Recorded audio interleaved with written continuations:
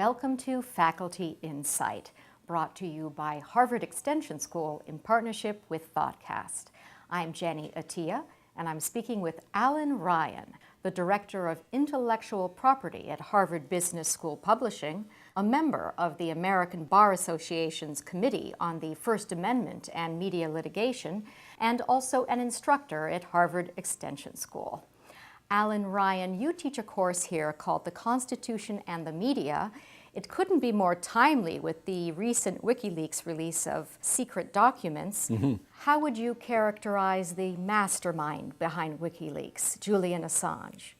Well, if I were the New York Times, which I'm not, fortunately, I would characterize him as a source.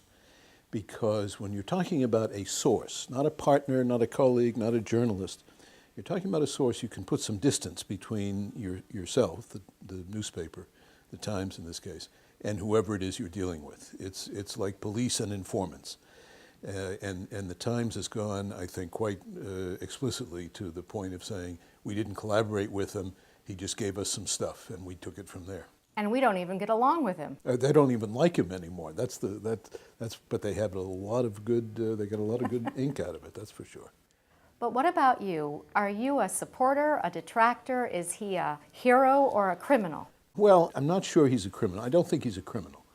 A lot will depend on what his relationship was with Bradley Manning, who was the soldier who downloaded this, because what the prosecutors are trying to prove very vigorously now is that Assange conspired with Bradley Manning to download these documents, because what Manning was doing was a crime. A soldier is just not allowed to do that.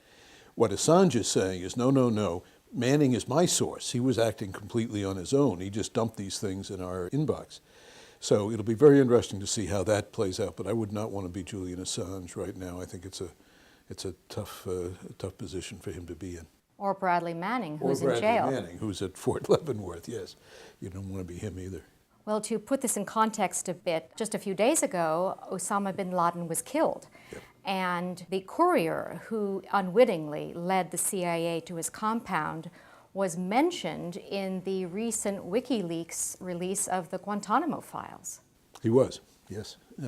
It's an interesting, because it's an alias. They didn't know his name, and they still haven't released his name. But the reaction when the interrogators asked the Taliban detainees, what about this guy al-Kuwaiti? The answer was, he's one of the crowd. He carries the water or something like that. And it now, in retrospect, becomes, I think, fairly evident that they were trying to deflect attention away from him to say, oh yeah, he's just a small bit player. What he was doing 10 years ago, it's hard to know, but he was obviously at the heart of what happened recently. The courier, whose alias was al-Kuwaiti, was mentioned also in a dossier of a prisoner called al-Qahtani, and the dossier says, quote, al-Kuwaiti, the courier, was seen in Tora Bora, and it is possible al-Kuwaiti was one of the individuals detainee reported accompanying bin Laden in Tora Bora prior to his disappearance. So these files are clearly linking Osama bin Laden and this courier, al-Kuwaiti.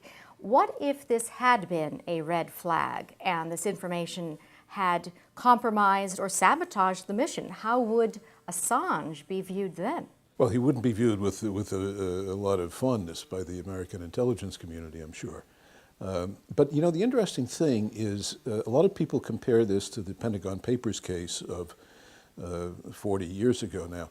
And in the Pentagon Papers case, the first thing that the administration did, the Nixon administration at the time, was to go into federal court and seek an injunction against further publication of the papers. When the New York Times started publishing the WikiLeaks document, nobody in the White House, the Justice Department, or anywhere else said a word about going into court to get an injunction against publication. In the digital age, prior restraint, an injunction against publication, doesn't mean anything anymore. I mean, back in '71, you could stop the Times from publishing.